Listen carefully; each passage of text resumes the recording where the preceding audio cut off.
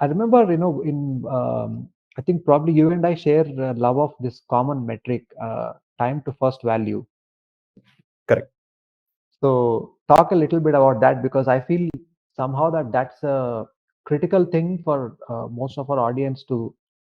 I feel that if they can just pay attention to that one thing and just do that, execute on that really strongly, there is like all is not lost. I mean, even if the customer is kind of in two minds, there's still chance that you've won their hearts in some way, right? So talk to us about that metric, Aditya, and like what is its significance. Absolutely And right.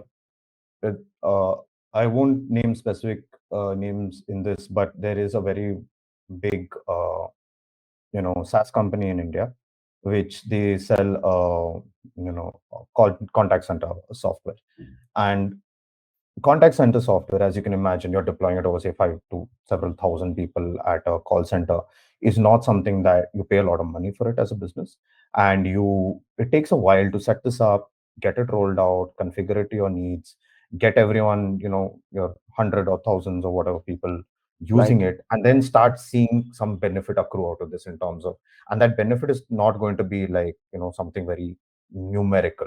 It'll be in terms of productivity, it'll be in terms of time, right? It'll be in terms of an indirect way. But they work very yeah, hard with their customers to find those small wins, right? Like saying, okay, we piloted with 20 people and those 20 people have already seen a 20% productivity improvement, right? And kind of communicating those back and saying that, listen, we are creating value uh, for you. So the corollary here is especially for softer businesses where you're selling to at a high ticket value, a high contract value, you're selling to enterprise. There is an implementation curve for this. It's super important to kind of look at, don't wait 6 months for the thing to get implemented and then you start showing value. How can I start finding ways to show value? And more important, not just finding value, but also communicating it back, right? You can't kind of rely on the customer to see that value for themselves.